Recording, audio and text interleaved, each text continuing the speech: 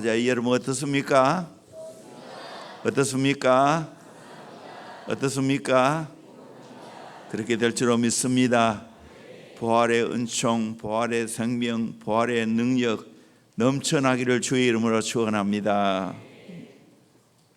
부활을 경험한 자의 복된 삶, 부활을 경험하면 어떤 삶이 이루어지는가 함께 생각하면서 은혜 받기를 원합니다. 예수님의 십자가와 부활은 인류 최대의 사건입니다. 이걸 계속해서 알려야 됩니다. 이 우리의 사명입니다. 기독교 2000년의 역사가 이것을 말해줍니다. 예수님 죽으시고 부활하심으로 말미암아 교회가 생겨나게 되고 교회가 부흥되어지고 수많은 사람들이 예수님의 부활을 믿고 변화되었고 축복을 경험하게 되었습니다. 저도 그렇고 여러분도 그런 줄로 믿습니다. 예수 부활은 최대의 승리의 사건입니다. 생명이 사망을 이긴 승리의 사건입니다. 선이 악을 이긴 승리의 사건입니다. 사랑이 미움을 이긴 승리의 사건입니다. 진실이 거짓을 이긴 승리의 사건입니다. 예수님이 마귀를 이긴 승리의 사건입니다. 부활의 주님을 믿으면 나도 승리하게 될 줄로 믿습니다. 아멘. 이 승리가 있기에 우리는 두려워하지 않습니다. 걱정하지 않습니다. 예수님이 승리하셨기에 예수 믿는 우리 모두도 승리하게 될 줄로 믿습니다. 오늘 본문 말씀은 부활하신 주님이 사랑하는 제자들에게 나타나셔서 유언과 같은 귀한 교훈을 해주고 있습니다. 그리고 사명을 맡겨주셨습니다. 제자들이 무엇을 경험해야 되는지를 말씀해 줍니다. 첫째는 주님이 주시는 사명을 깨달아야 됩니다. 21절에 아버지께서 나를 보내신 것 같이 나도 너희를 보내노라 말씀했습니다. 보내는 목적이 무엇입니까? 온 세상에 내가 부활한 이 사실을 증거하라는 겁니다. 이제 더 이상 골방에 앉아있지 말고 밀폐된 방문을 열고 세상을 향하여 나가서 부활의 주님을 증거하라는 겁니다. 오래전 세계 부처의 장관을 역임했던 원로께서 사석에서 이런 말씀을 하셨다고 합니다. 사람들은 제가 각각 다른 부처의 장관을 3번씩이나 했다고 해서 절대로 능력 있는 사람이라고들 합니다. 실은 전혀 그렇지 않습니다. 저 같은 사람을 발굴해서 적재적소에 활용하신 대통령께서 위대하십니다.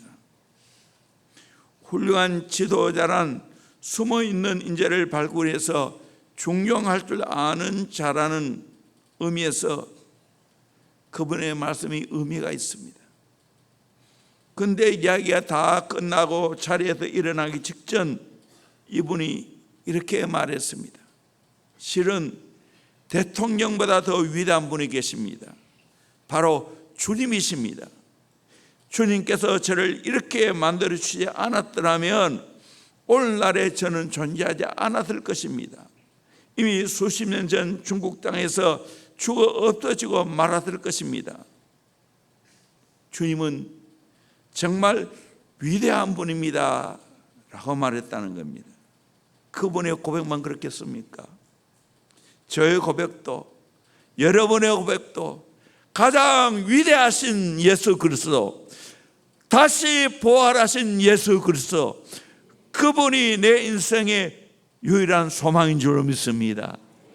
산 소망인 것을 믿습니다. 아멘.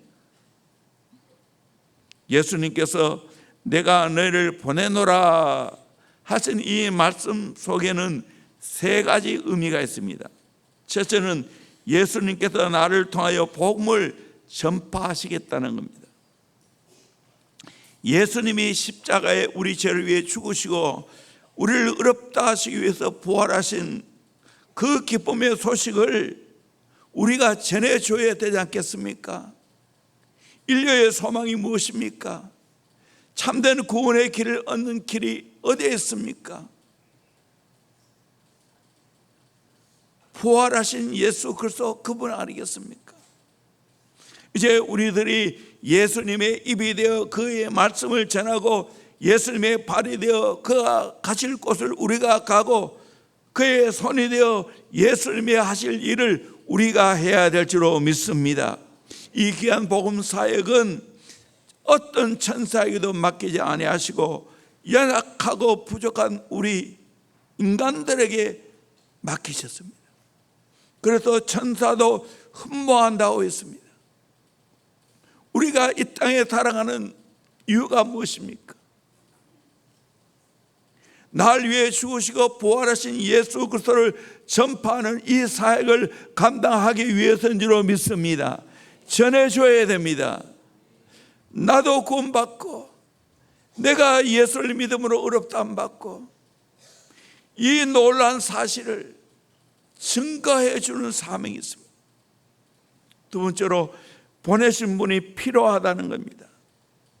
보냄을 받은 자는 보내는 이가 꼭 있어야 되지요.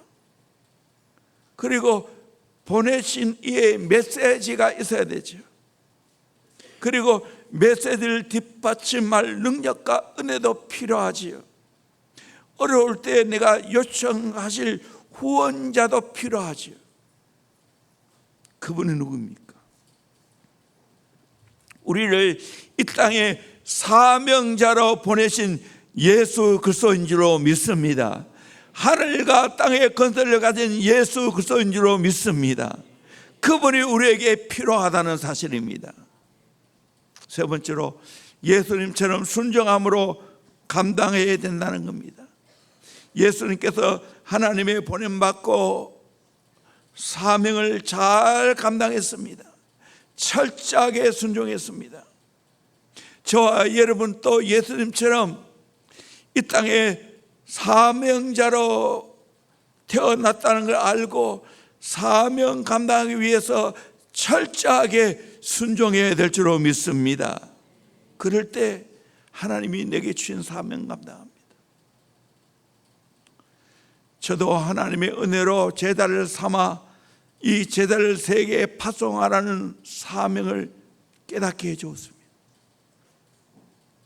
사나 죽으나 주님께서 저를 부르실 그날까지 우리는 순종의 삶을 살아가야 됩니다.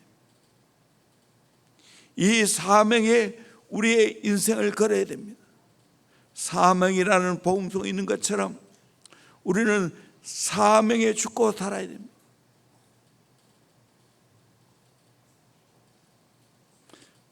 우리 모두가 사명선에 탄 사람들입니다.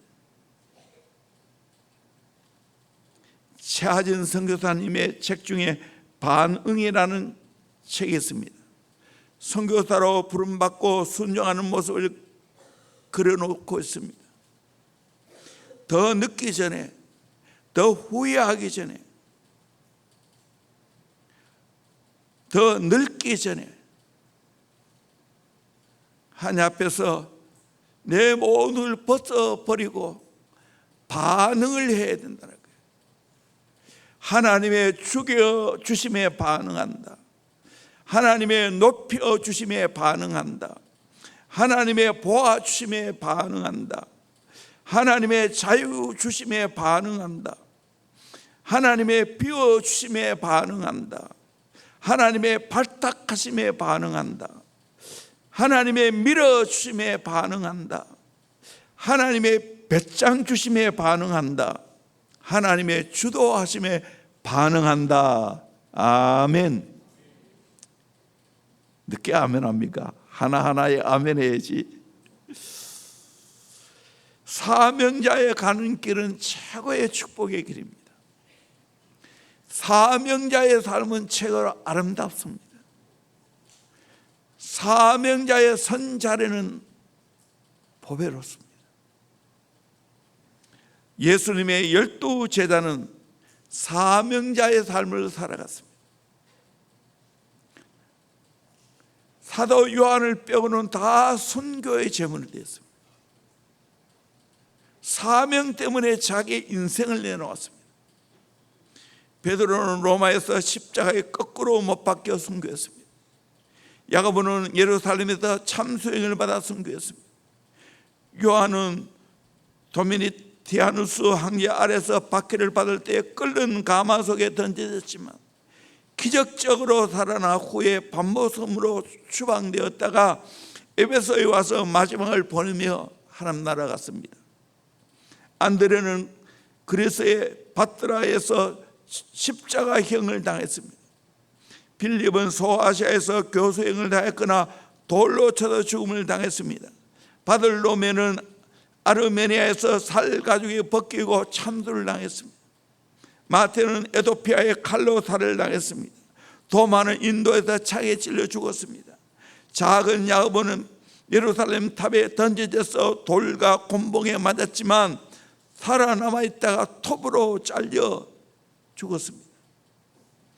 유다 다데오는 시리아에서 칼과 화살에 맞아 죽었습니다. 셀로딘 열심당은 시몬은 페르시아 근처에서 폭도들의 습격을 받아 죽었습니다. 12 제자들은 고난과 순교의 피로 복음을 증거했습니다.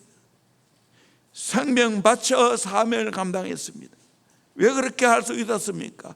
부활의 주님을 만났기 때문입니다. 부활의 주님을 경험했기 때문입니다. 부활이 뭡니까? 죽었다가 다시 사는 거 아니겠습니까? 우리는 죽어도 괜찮습니다. 다시 부활합니다. 아멘. 이 부활이 있기 때문에 담대하게 복음을 증거한 것입니다. 우리의 사명은 이 땅에서 날 위해 죽으시고 부활하신 예수 그리스도 증거해야 됩니다. 사명이 무엇입니까? 배부른 거지가 배고픈 거지에게 배부르게 된 이유를 말하는 것이 사명입니다. 저 어린 시절 거지가 참 많았어요. 특별히 제가 초등부터 중학교까지 안개에서 살았는데요. 안개의 장터가 유명합니다. 어마어마합니다. 그런데 장터 한쪽에는 거지들이 천막을 치고 살았어요. 그때는 거지가 참 많았어요. 잔치를 벌이게 되어지면 친지들도 오지만 항상 빠지지 않고 오는 사람이 있습니다. 누구겠습니까? 거지들입니다. 소문 듣고 이 거지들이 와서 배부르게 먹고는 돌아가서는 거지 동료들에게 아무개 집에 잔치하고 있단다. 그곳에 가면 배불리 먹을 수 있단다.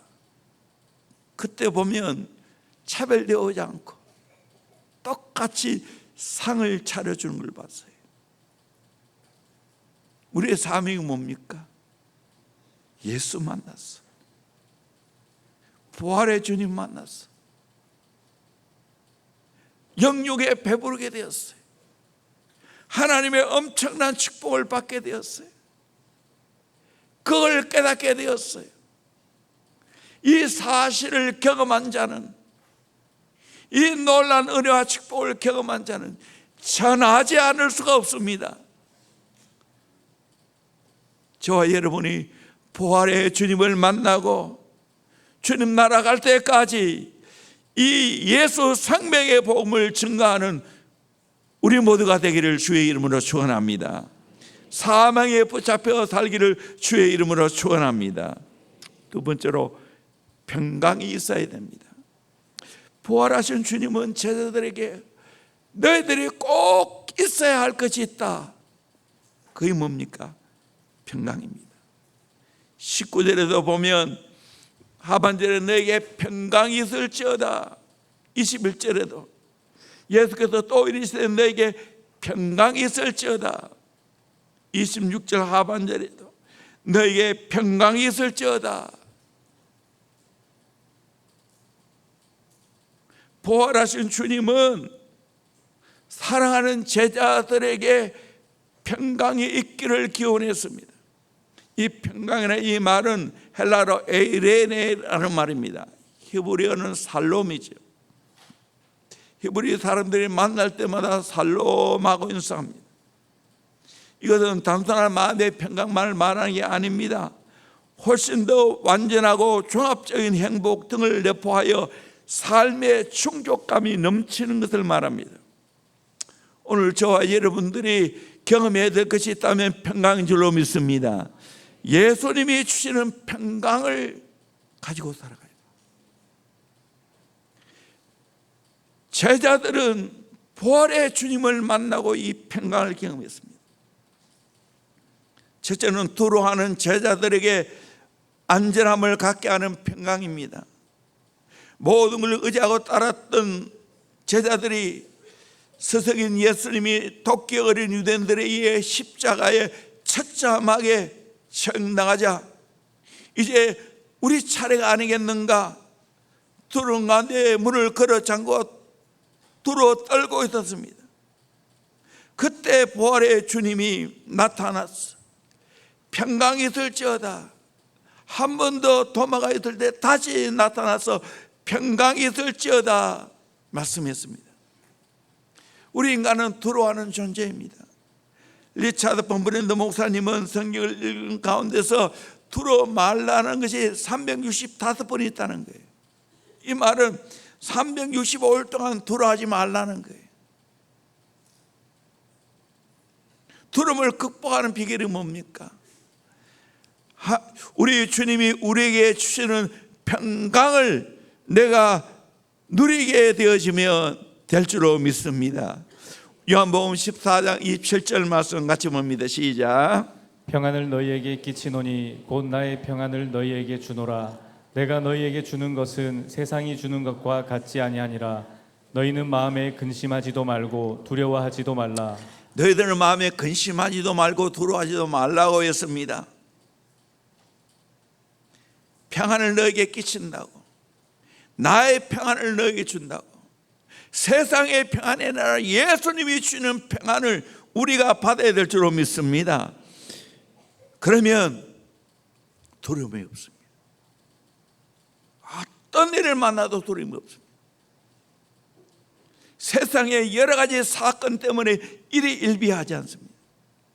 두 번째로 슬픔과 무서움 가운데 울고 있는 마리아에게 위로해 주시는 평강입니다. 이른 아침 예비한 향품을 가지고 무덤에 달려갔지만 예수님은 이미 부활하셨고 무덤은 빈 무덤이었습니다. 울면서 구부려 무덤 속을 들여다보는 막달라 마리아에게, 예수님을 최고로 사랑하는 마리아에게 예수님이 가장 먼저 부활하셔서 이 마리아에게 나타났습니다. 그리고 위로와 소망을 주셨습니다. 오늘 또 내가 인생의 여러 가지 일 때문에 울고 있습니까? 절망합니까? 부활의 주님은 우리에게 나타나셔서 참된 평강을 주실 줄로 믿습니다. 왜 부활의 주님이 마리아에게 제일 먼저 나타나셨을까? 넌센스. 왜 나타났을까? 여성이기 때문에, 여성은 입이 싸기 때문에. 그래서 마리아에게 나타나서 부활하신 예수님을 마음껏 증거하라고 그런 말이 있습니다. 사실 우리가 입이 싸야 되는데 어떤 입이 싸야 되나? 우리의 인류의 참 소망이신, 유일한 소망이신 예수 그리스도, 부활하신 예수 그리스도를 증거하는데 입이 쌓여야 될 줄로 믿습니다. 그러면 수많은 영혼을 살릴 수가 있습니다. 의심하는 제자들에게 확신을 주시는 평강입니다. 모든 제자들이 부활하신 예수님을 믿지 못했습니다. 의심의 눈초리를 바라보았습니다. 누가 설교하면서 이야기하시더라고요. 만약에 우리 부모님 장례 지내고 왔는데 그 부모님이 밤에 나타났다. 어떻게 되겠습니까? 실제로 무서워서 견디지 못할 거예요. 잘은 모르지만 제자들도 상상 밖에 부활하신 주님이 나타나니까 의심이 들어요. 진짜 예수 맞나? 내 사랑하는 주님 맞나? 그때 예수님은 의심하는 제자들에게 확신을 주시기 위해서 못자고 난 손을 보여주었습니다. 창에 찔리신 옆구리를 보여주었습니다. 그러자 2절에 이 말씀을 하시고 손과 옆구리를 보이시니 제자들이 주를 보고 기뻐하더라. 주를 보고 기뻐하더라. 부활의 주님을 보고 기뻐하더라. 부활의 주님 만나면 우리는 기쁨이 충만하게 될 줄로 믿습니다. 네 번째로 실패와 좌절 가운데 동행해 주심으로 새로운 소망을 갖게 하시는 평강입니다. 예수님이 죽음으로 말미암아 제자들에게는 참된 소망이 끊어졌습니다. 낙심과 공간 가운데 힘없이 엠마오로 터덜터덜 걸어 내려가는 두 제자에게 호련히 예수님이 나타났습니다. 그리고 동행해 주었습니다. 그리고 하나님 말씀으로 예수님이 부활해야 된다는 그 사실을 증거해 주었습니다. 엠마오로 가는 두 제자, 부활의 주님을 만나고 새로운 소망을 가지게 되었습니다. 저와 여러분들도 하나님이 우리에게 맡긴 귀한 사명을 감당하려면 예수님이 주시는 평강으로 가득 차야 될 줄로 믿습니다. 아멘. 이 평강이 우리를 지켜야 됩니다. 놀랍게도 약속해 주었어요. 우리 빌립보서 4장 6절 7절 말씀을 같이 봅니다. 시작. 아무것도 염려하지 말고 다만 모든 일에 기도와 간구로 너희 구할 것을 감사함으로 하나님께 아뢰라. 그리하면 모든 지각에 뛰어난 하나님의 평강이 그리스도 예수 안에서 너희 마음과 생각을 지키시리라. 아멘. 여러분 염려하지 말고 모든 기도를 통해서 하나님께 아뢰면 모든 지각에 뛰어난 하나님의 평강이 그리스도 예수 안에서 너희 마음과 생각을 지키시리라. 하나님의 평강이 내 마음과 생각을 파수해 주겠다는 거예요. 지켜주겠다는 거예요. 그러므로 우리는 하나님께서 내게 주신 사명을 감당하고 이 땅에 살아가면서 정말 내 안에 진짜 내 마음에 간직해야 될 것은 주님이 주시는 평강인 줄로 믿습니다. 아멘. 평강이 우리의 마음과 생각을 지키실 줄로 믿습니다. 평강이 내 인생을 지키실 줄로 믿습니다. 이 은혜를 경험하기를 주의 이름으로 축원합니다. 세 번째로 성령을 받아야 됩니다. 22절에 이 말씀을 하시고 그들 향하사 숨을 하고 내쉬면서 이르시되 성령을 받으라 라고 말하고 있습니다. 두로 떠는 그 제자들에게 예수님 명령해 주었습니다. 성령을 받으라고. 누가복음과 사도행전을 보면 예루살렘 성을 떠나지 말고 내가 내게 분반 약속을 붙들고 기도하라고 했어요. 그 약속이 성령입니다. 저와 여러분들이 하나님이 내게 주신 사명 감당하기 위해서 뭘 해야 됩니까? 부활의 주님이 우리에게 주시는 최고의 선물이 뭡니까? 성령인 줄로 믿습니다.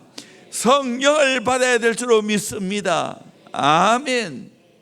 부활하신 주님이 우리에게 주시는 최고의 선물이 성령입니다.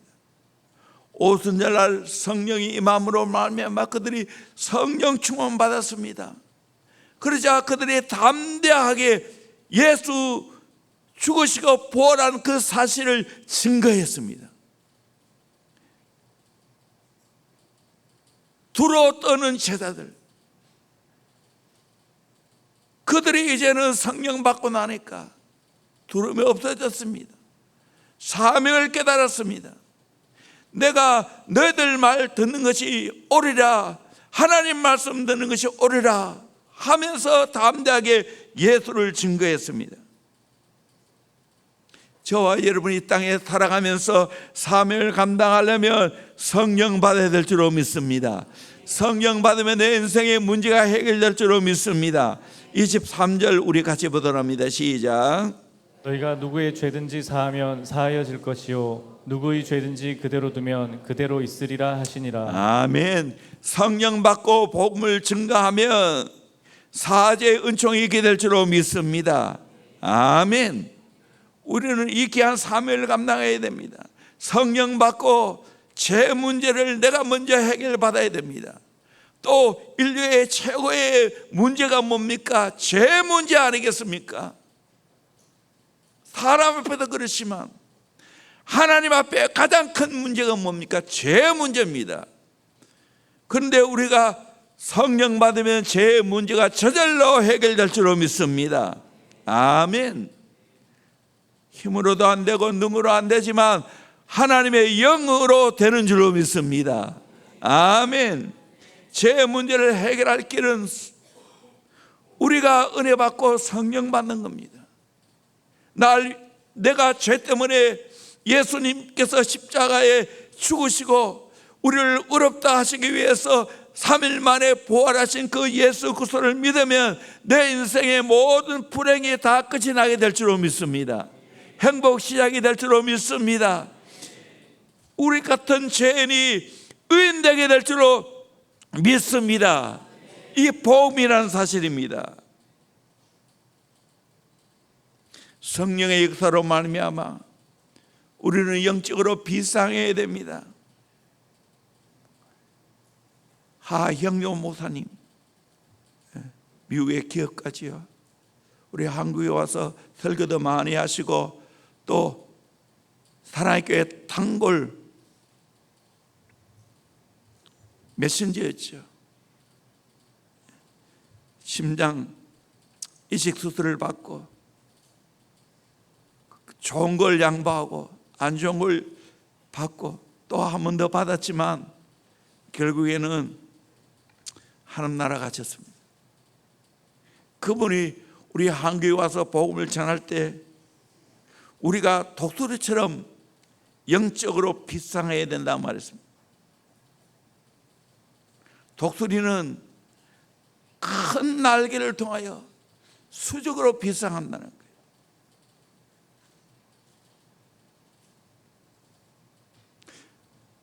그와 같이 우리가 영적으로 성령을 받으면 수직으로 비상하는 은혜가 있을 줄로 믿습니다. 특별한 은혜를 말합니다. 우리는 특별한 은혜를 받아야 됩니다. 그래야 큰 일을 할 수가 있습니다. 하나님이 대형교회에 특별한 사명을 지어줬다고 저는 확실히 믿습니다. 이 시대에 성령 받은 교회는 어떻게 사명을 감당하는지를 대형교회가 보여줘야 될 줄로 믿습니다. 성령 받고 정말 다음 세대 사역을 어떻게 해야 되는지 보여줘야 될 줄로 믿습니다. 또 하나의 간증으로서는 우리 연세 드신 분들 하루빨리 요양병원이 이루어져서 평안하게 소망 가운데 하나님 나를 보내드렸으면 좋겠어요. 진짜 소원이에요. 지금은 자녀들이 부모를 모시는 경우가 많이 없어지고 있어요. 요양병원에 많이 갑니다. 가보면서 다 간절한 소원이 생겨요. 우리 예수 믿는 분들이 경영하면서 그리고 또 그 돌보시는 모든 분들이 믿음으로 찬양하면서 하늘 소망 가지고 살아갈 수 있도록 해드려야 되지 않겠어요? 이 비전과 꿈을 가지고 우리 함께 기도하기를 주의 이름으로 축원합니다. 아멘. 보다 더 젊은 분이 좀 더 힘이 없으신 연세 드신 분을 케어하고 좋게 하늘의 소망 가지고 복음 이야기하고 신앙 이야기하고 이렇게 했으면 얼마나 좋겠어요. 분명한 사실은 이걸 할 수 있는 비결은 하나입니다. 성령 받아야 될 줄로 믿습니다. 영적으로 비상해야 될 줄로 믿습니다. 사도행전 1장 8절에 오직 성령이 너에게 임하시면 너희가 권능을 받고 예루살렘과 온 유대와 사마리아 땅까지 이르러 내 증인이 되리라 하시니라. 이 말씀 그대로 오순절에 성령 받고 나니까 그들이 권능을 받았어요. 땅끝까지 주의 복음을 증거하는 사명 감당했어요. 베드로 3번이나 예수를 부인하고 저주하고 명죄까지 하면서 배신했지만 오순절에 성령 받고 나니까 얼마나 담대해졌는지. 한번 외칠 때 3,000명, 5,000명 수많은 무리가 주께로 돌아오는 역사가 일어났습니다. 여러분, 오늘 우리에게 가장 절실하게 필요한 게 뭡니까? 성령 받는 줄로 믿습니다.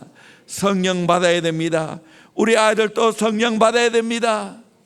우리 어르신들도 성령 받아야 됩니다. 아멘. 여기에 저와 여러분의 인생 걸 수 있기를 주의 이름으로 축원합니다. 아멘. 누구나 성령 받아야 됩니다. 제가 제자 훈련하면서 이야기했는데 여러분 중에 또 특별히 하나님이 일반 은총 면에서 많은 것들을 주신 분이 있어요. 공부도 잘하고 리더십도 있고 말빨도 있고 관계도 잘하고 이런 분들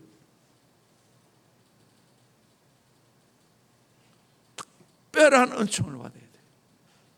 성령 받아야 돼요.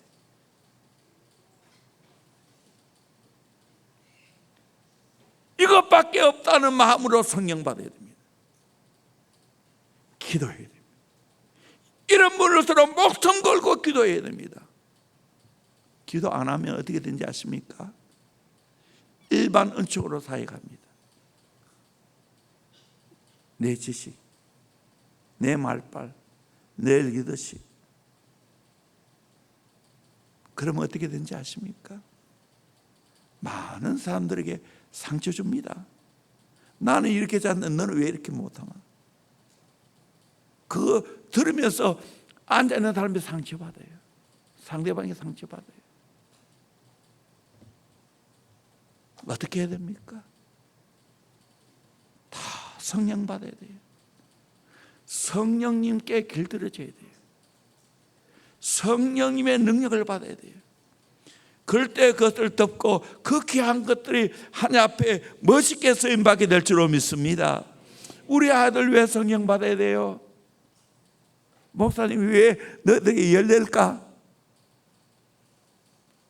오늘도 그려볼까? 진심이 너를 사랑해서 그래. 너희들이 은혜 받고 예배 잘 드리고 기도 잘해봐.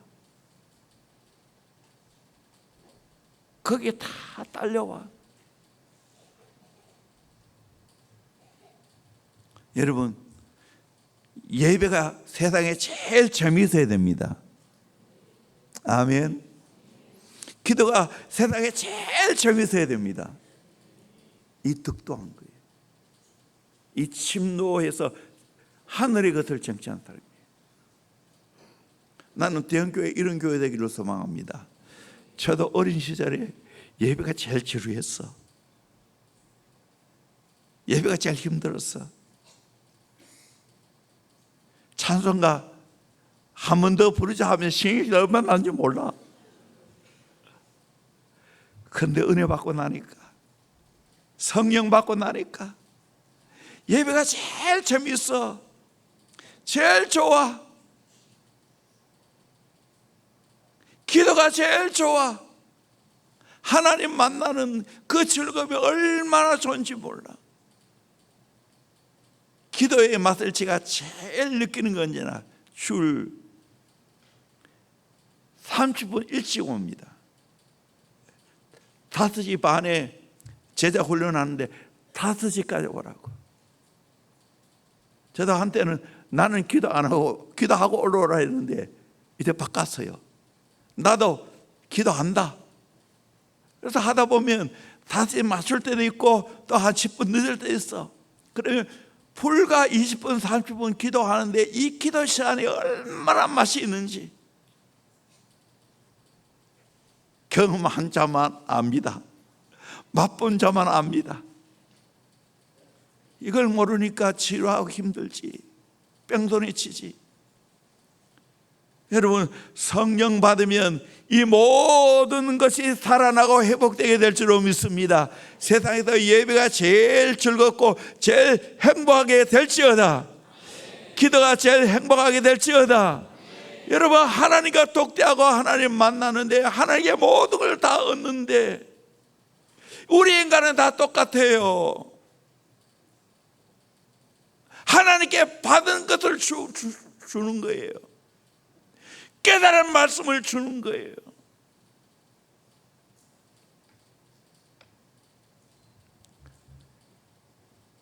김삼모사님 그런 이야기 하더라고요. 설교하시면서 지식을 전달하는 게 아니라고, 하나님이 주신 것을 깨달은 것을 전하는 거라고. 100번 옳은 거예요. 우리 모두 성령 받기를 주의 이름으로 축원합니다. 아멘. 네 번째로 주님을 향한 믿음의 확신을 가져야 됩니다. 우리 25절에서 29절까지 말씀을 같이 읽겠습니다. 시작. 다른 제자들이 그에게 이르되 우리가 주를 보았노라 하니 도마가 이르되 내가 그의 손에 못자국을 보며 내 손가락을 그 못자국에 넣으며 내 손을 그 옆구리에 넣어보지 않고는 믿지 아니하겠노라 하니라. 도마에게 이르시되 내 손가락을 이리 내밀어 내 손을 보고 내 손을 내밀어 내 옆구리에 넣어보라. 그리하여 믿음 없는 자가 되지 말고 믿는 자가 되라. 도마가 대답하여 이르되 나의 주님이시요 나의 하나님이시니이다. 예수께서 이르시되 너는 나를 본고로 믿느냐? 보지 못하고 믿는 자들은 복되도다 하시니라. 도마는 내가 직접 주님의 옆구리에 손을 넣어 확인해 보아야 예수를 믿겠다고 했습니다. 그때 주님은 옆구리에 손을 넣어 보라고, 그러면서 믿음 없는 자가 되지 말고 믿음 있는 자가 되라고. 본고로 믿느냐? 보지 못하는 자가 복이 있다 라고 말했습니다. 사명을 감당하려면 우리가 어떻게 해야 됩니까? 주님을 경험해야 될 줄로 믿습니다. 주님을 확실하게 믿어야 될 줄로 믿습니다. 아멘. 보지 아니하는 주님을 내가 확실하게 믿는 겁니다. 과학의 명제는 Seeing is believing. 보고 믿습니다. 이 과학의 세계. 신앙의 세계는 Believing is seeing. 믿음으로 보는 거예요. 믿고 나서 보는 것이 신앙의 세계입니다. 의심에는 두 가지 의심이 있습니다. 의심하기 위한 의심이 있습니다. 이 사람은 의심이 목적이기 때문에 어떤 증거가 와도 결론은 의심입니다. 안 믿으려고 작정한 사람입니다. 이 의심은 나쁜 의심입니다. 또 하나의 의심은 믿기 위한 의심이 있습니다. 이런 의심은 의심 자체도 믿음이 있다는 증거입니다. 진지한 믿음을 위해서 의심을 가지게 되고 이 의심을 해결함으로 믿음을 도약할 수 있습니다. 참 믿음은 의심을 넘어가는 겁니다. 의심을 파괴하는 것이 참 믿음입니다. 파스칼의 말 철학처럼 믿음은 이성을 십자가에 못 박는 겁니다. 기독교는 사변적이나 철학적인 탁상 공론의 종교가 아닙니다. 참 믿음으로 확신을 가진 것이 기독교입니다. 체험적인 종교입니다. 요한 칼빈은 믿음이란 눈을 감고 귀를 기울이는 것이라 했어요. 기도함으로 말씀 범으로 말미암아 이 믿음이 생기는 겁니다.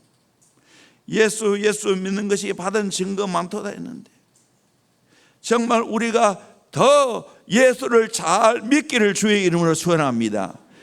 예수를 믿고 확신에 가기를 주의 이름으로 축원합니다. 아멘.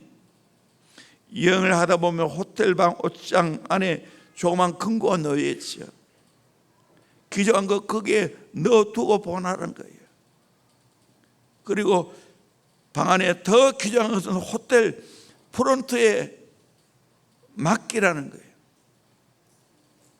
호텔 프론트 금고에 맡기지 않은 물품은 분실해도 책임이 없습니다. 맡긴 것만 책임져 준다는 거예요. 맡기지 않고 내가 보관하면 내가 책임져야 됩니다. 밤낮 불안해하면서 투석할 수 있습니다. 이런 어리석은 사람이 어디 있습니까? 우리 모두는 알고 보면 잠시 이 세상에 투석하고 있는 여행객들입니다.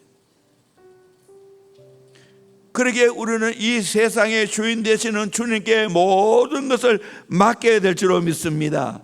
맡긴 만큼 평안합니다. 맡기면 하나님이 책임져 주십니다. 우리 주님 다 맡아 주십니다. 주인이신 주님께 맡겨 보십시오. 내가 종되어 보세요. 주인의 뜻대로 내가 살면 됩니다. 주님이 알아서 책임져 주십니다. 옛날에 우리나라의 머슴들 그저 주인의 분무대로 열심히 하면 잠재워주고 먹여주고 다 해결합니다. 그 이상입니다. 우리 주님께 내 인생을 맡길 수 있기를 주의 이름으로 축원합니다. 그러면 주님이 내 인생의 모든 것을 책임져 주는 은혜가 있을 줄로 믿습니다. 우리 찬양하겠습니다. 구주 예수 이제 박수 치면서 힘있게 찬양하겠습니다.